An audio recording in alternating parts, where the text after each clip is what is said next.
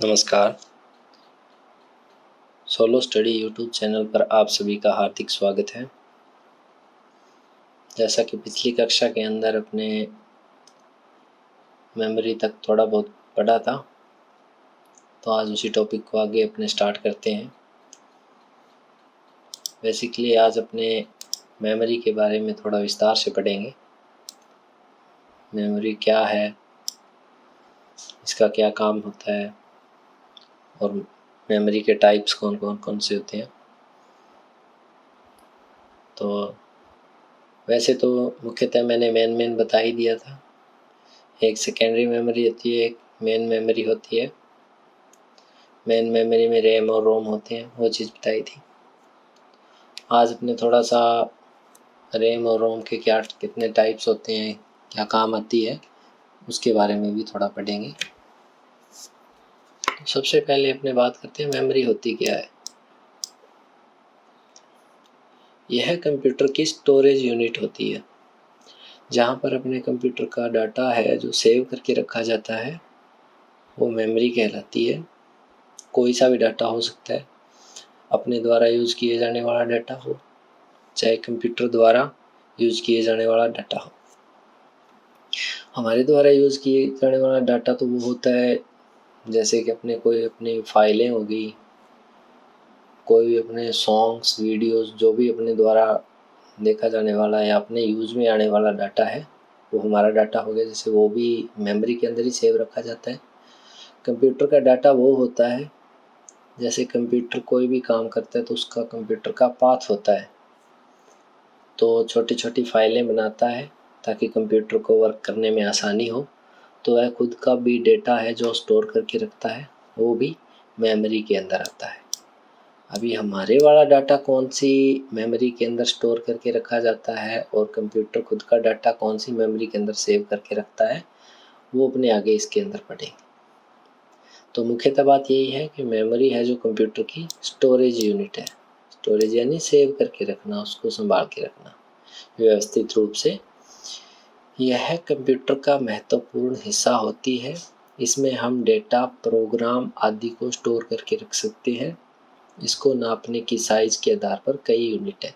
अभी इसको नापने के लिए इसकी यूनिट्स बना दी गई हैं अलग अलग। किसी की मेमोरी बड़ी होती है, किसी की छोटी होती है, तो उन इकाइयों को आज अपने पढ़ेंगे। जैसे कि बाइट, किलोबाइट, मेगाबाइट, गीगाबाइट और टेराबाइट। बाइट्स को बाइट बोलेंगे, जो कि सबसे छोटी इकाई है, यानी पहले स्तर की सबसे छोटी इकाई बाइट है। किलोबाइट बाइट से बड़ी, इसके बाद में मेगाबाइट, गीगाबाइट और टेराबाइट।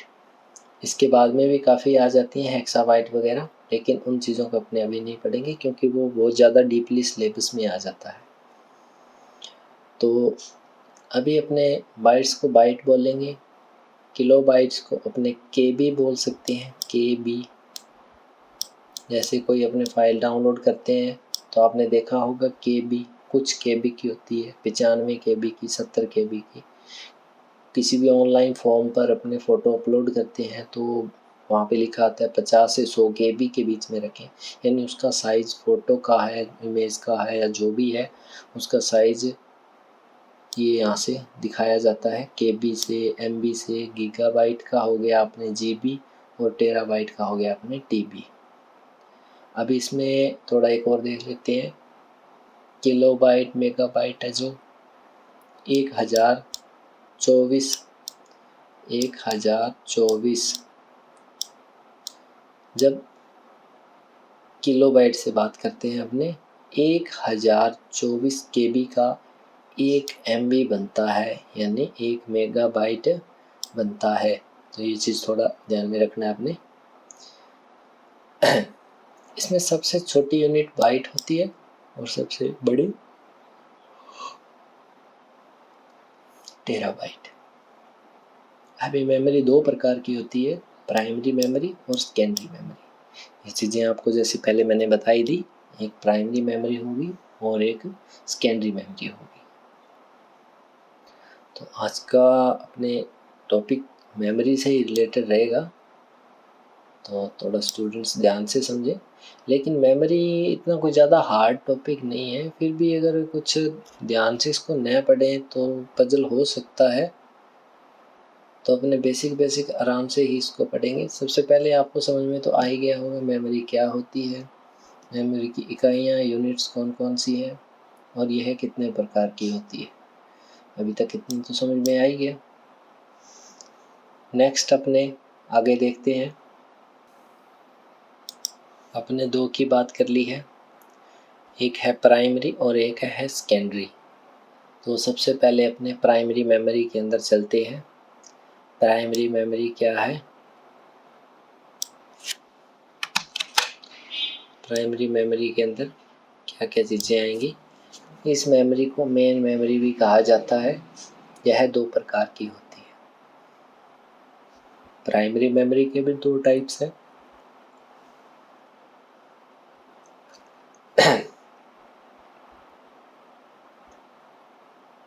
प्राइमरी मेमोरी के भी दो टाइप्स हैं। फर्स्ट है रैम, दूसरा है रोम। अभी रैम को अपने रैंडम एक्सेस मेमोरी भी कहा जाता है। रैंडम एक्सेस यानी कि सीधा मेमोरी को एक्सेस करना, यानी कि कोई भी रैम है यानी रैंडम एक्सेस मेमोरी है जिसको अपने द्वारा बदला जा सकता है। जो हमारे द्वारा बदली जा सकने वाली मेमोरी है वो है रैम। इसका पूरा नाम है रैंडम एक्सेस मेमोरी। इसकी विशेषताएं की बात कर लें, इसको कंप्यूटर की मुख्य मेमोरी भी कहा जाता है या लोग प्रमुख मेमोरी भी कहा जाता है। यह अस्थायी मेमोरी होती है। अस्थायी मेमोरी यानी कि इसका डेटा है जो हमारे द्वारा डिलीट किया जा सकता है और स्टोर भी किया जा सकता है। इसमें अपने छेड़छाड़ कर सकते हैं। यह अस्थायी मेमोरी होती है, अर्थात इसमें स्टोर डाटा कंप्यूटर बंद होने पर डिलीट हो जाता है, जिसको पुनः प्राप्त नहीं किया जा सकता।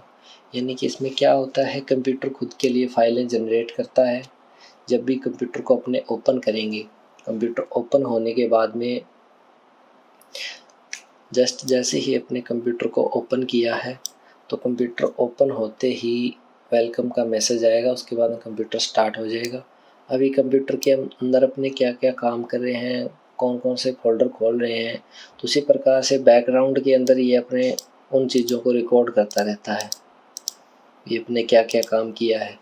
तो अगर पुनः अपने उसी फोल्डर को दोबारा, जो अपने प्रतिक्रिया पहले की है यानी कि 4-5 अपने फोल्डर खोले हैं या जो भी काम किया है उसी काम को अपने दोबारा से करेंगे ना, तो ये बहुत ही फास्ट तरीके से उस काम को अपने आप करेगा। यानी जल्दी से उन फोल्डरों तक पहुंचने की कोशिश करेगा जो कि अपने पहले काम किया है, क्योंकि बैकग्राउंड के अंदर इसने फाइलें बना ली है, कैप्चर कर लिया है उसको। तो कैप्चर की गई हुई चीज़ों को कंप्यूटर जल्दी से दोबारा से रिपीट कर सकता है। उसी प्रकार से जब कंप्यूटर को बंद कर दिया जाता है तो पीछे जो बैकग्राउंड में जो भी फाइलें बनाई गई हैं उनको ऑटोमेटिकली डिलीट कर देता है। तो ये अस्थायी मेमोरी होगी, यानी इसमें डेटा है जो स्थायी रूप से सेव नहीं किया जा सकता, अस्थायी रूप से डाटा इसके अंदर सेव होता है। तो इसमें मुख्यतः बातें हैं, इसको प्रमुख मेमोरी कहा जाता है, अस्थायी मेमोरी होती है। ये दो मेन चीज़ें इसमें ध्यान में रखनी है। तीसरा पॉइंट है अपने, यह वॉलेटाइल मेमोरी होती है। एक होती है नॉन वॉलेटाइल, एक होती है वॉलेटाइल। अभी इसमें ज़्यादा कंफ्यूज नहीं होना है, क्योंकि जो इसमें होंगी विशेषताएं वही दूसरी की जस्ट ही उल्टी होंगी। तो ये वॉलेटाइल मेमोरी होती है। यह एक सेमीकंडक्टर और फ्लिप फ्लॉप से मिलकर बनी मेमोरी होती है। इसमें छोटे छोटे सेमीकंडक्टर लगे होते हैं। ये इसकी हार्डवेयर की बात की गई है यहाँ पे, यह किस प्रकार से बनी होती है। छोटे छोटे सेमीकंडक्टर लगे होते हैं, फ्लिप फ्लॉप भी कहा जाता है इसको। सेमीकंडक्टर की आपको यहाँ पे फोटो दे दी गई है, आप यहाँ से देख सकते हैं। नेक्स्ट पॉइंट है, यह भिन्न प्रकार की होती है, जैसे S RAM, D RAM, S D RAM. अभी रैम के अंदर भी काफ़ी टाइप्स है, इसमें एक एस रैम है, एक डी रैम है और एक एस डी रैम है, यानी 3 टाइप्स हो गए इसके अंदर। तो एक बार अपने दोबारा से देख लेते हैं इसको। मेमोरी मुख्यतः 2 प्रकार की होती है, प्राइमरी मेमोरी और सेकेंडरी मेमोरी। अगर थोड़ा डीप में पढ़ें तो एक तीसरा टाइप और है, कैश मेमोरी। तो प्राइमरी मेमोरी की बात करें तो प्राइमरी मेमोरी के 2 टाइप्स हैं, रैम और रोम। रैम की बात करें तो रैंडम एक्सेस मेमोरी है इसका पूरा नाम, और यह प्रमुख मेमोरी होती है। प्रमुख इसलिए होती है क्योंकि कंप्यूटर इसके बिना स्टार्ट नहीं किया जा सकता।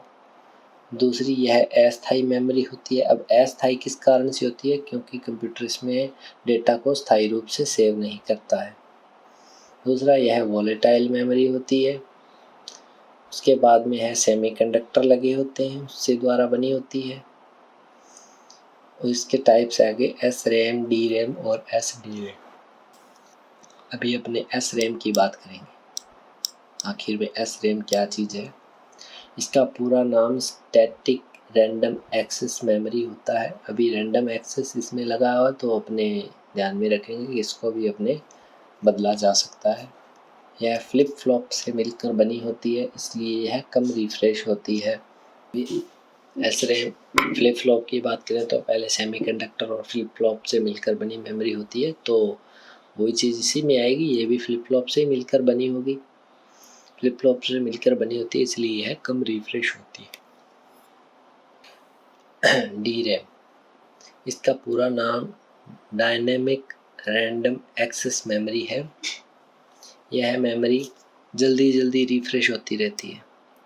अभी जो एस रैम है जल्दी जल्दी रिफ्रेश नहीं होती है, डी रैम है जो जल्दी जल्दी रिफ्रेश होती है। रिफ्रेश का मतलब क्या होता है? इलेक्ट्रॉनिक चार्ज और डिस्चार्ज से होता है। यह 1 सेकंड में हजारों बार रिफ्रेश होती है, अतः इसकी गति धीमी होती है। यह अन्य रैम की अपेक्षा सस्ती होती है। अभी देखें तो बार बार रिफ्रेश होगी तो आधे से ज़्यादा टाइम तो इसका रिफ्रेश होने में चला जाएगा, इसलिए इसकी स्पीड है जो गति धीमी होती है। और जो एस रैम है वो फास्ट होती है।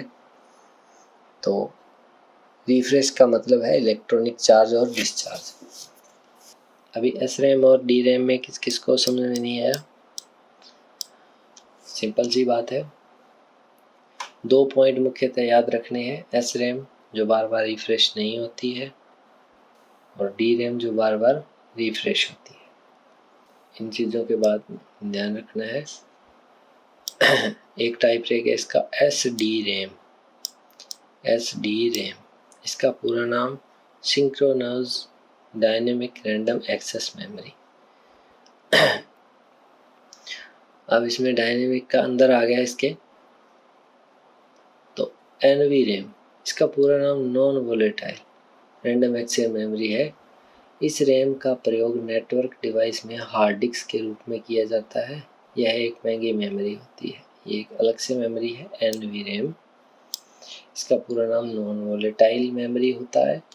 इस रैम का प्रयोग नेटवर्क डिवाइस में, कोई भी नेटवर्क की डिवाइस है, हार्ड डिस्क के रूप में किया जाता है, जहाँ पे सीधा अपने नेटवर्क को यूज़ किया जाता है कोई छोटी फाइलें सेव करने के लिए। तो यह थोड़ी सी महंगी होती है एनवी रैम। तो नेक्स्ट है अपना रोम। तो रोम है अपना जो नेक्स्ट क्लास के अंदर करेंगे।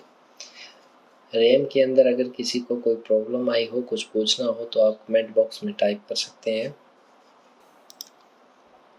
आज का फर्स्ट क्वेश्चन है अपना, कार में लगा गति मापक यंत्र उदाहरण है।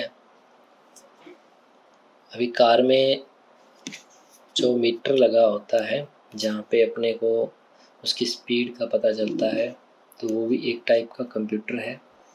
तो वह कौन सा कंप्यूटर में आएगा? अभी आपको मैंने बताया था, जो हार्डवेयर और सॉफ्टवेयर दोनों का काम करता है, वह कौन सा होता है?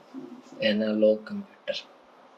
तो एनालॉग का आ गया इसका। नेक्स्ट है पर्सनल कंप्यूटर का अभी सॉरी ये मैंने खुद ने बता दिया, पीसी का पूरा नाम पर्सनल कंप्यूटर। थर्ड क्वेश्चन है अपना, यदि किसी कंप्यूटर में एक से अधिक प्रोसेसर एक साथ जोड़कर उपयोग किए जाते हैं तो इसे कहते हैं। अभी किसी कंप्यूटर, हर एक कंप्यूटर में एक प्रोसेसर लगा होता है। अगर उसी कंप्यूटर में काफ़ी सारे और प्रोसेसर अपने जोड़ दिए जाएं तो वह कराएगा multi processing. Fourth number question है, डेस्कटॉप तथा पर्सनल कंप्यूटर का दूसरा नाम है।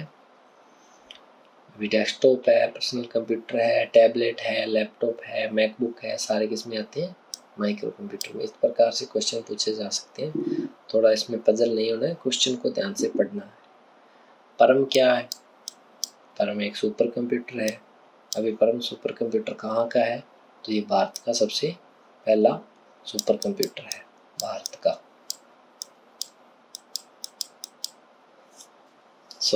आज की क्लास यहीं पे समाप्त होती है। नेक्स्ट है जो कल की क्लास में अपने करेंगे, जो अपने रह गया रैम का। धन्यवाद।